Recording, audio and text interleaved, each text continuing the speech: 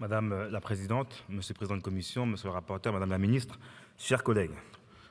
Pour commencer, j'aimerais remercier monsieur le rapporteur pour le travail sur ce texte.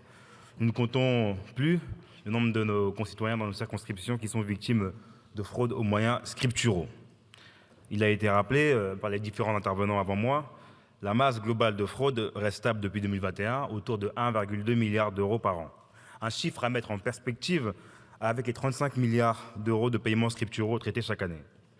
Derrière cette apparente stabilité, la répartition des fraudes évolue de manière significative. En particulier, les techniques de manipulation ont connu une forte expansion. Leur part est passée environ de 20% de préjudice total en 2021 à près d'un tiers en 2023, soit près de 400 millions d'euros cette année-là. Toutefois, début 2024, nous avons observé un premier signal positif avec un recul à 30%. Une inflexion qui coïncide avec le déploiement de mesures de protection sur les paiements par carte et par virement. Il y a eu les premières mesures déployées en 2023 pour pallier à ce fléau. Des mesures orientées vers l'utilisateur. D'un côté, des actions de sensibilisation des consommateurs pour alerter sur les risques de fraude aux faux conseillers bancaires, à leur apprendre à réagir, et l'autre, un renforcement du parcours d'authentification avec des informations explicites.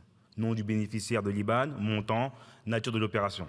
Voire, dans certains cas d'ajout, d'étapes supplémentaires avec une question « Êtes-vous actuellement au téléphone avec votre conseiller ?»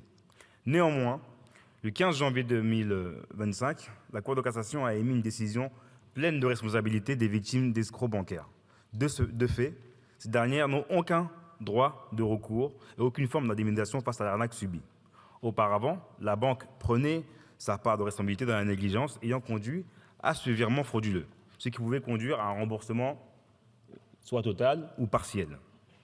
Nous déplorons ce traitement et appelons à une modification de la loi afin que les banques soient pleinement responsables dans les virements qu'elles opèrent.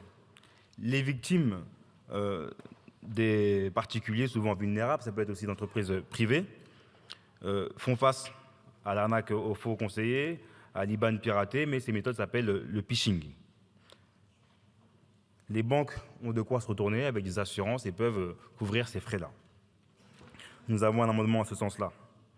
Et c'était aussi l'objet d'interrogation en commission, où je vous ai demandé, monsieur le rapporteur, si un IBAN frauduleux est dans le fichier, avons-nous la confirmation qu'un virement est impossible?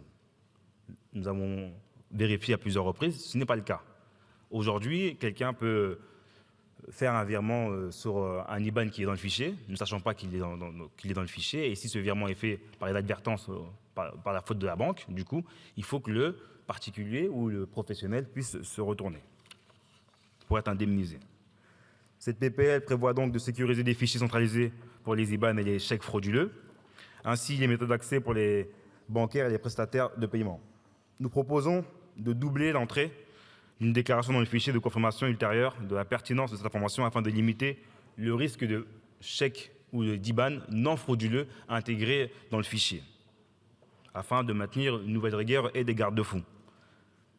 Permettre aussi aux citoyens, aux citoyennes, de savoir si les IBAN qu'ils détiennent se trouvent ou non dans le fichier et avoir aussi une voie de recours pour en sortir, éventuellement s'il y a eu erreur. Nous proposons également d'adopter des sanctions afin de dissuader, éventuellement ça peut arriver, des prestataires de services de paiement peu scrupuleux de renseigner à dessein des IBAN non frauduleux dans le référentiel qui pourraient nuire à des personnes. C'est possible d'avoir des personnes qui veulent nuire à d'autres personnes dans des services et d'intégrer de faux IBAN non frauduleux et de mettre des personnes en difficulté financière. Dans sa rédaction actuelle, elle risque de faire peser aux personnes dont l'IBAN est considéré suspicieux de ne pas avoir la garantie de pouvoir avoir des recours.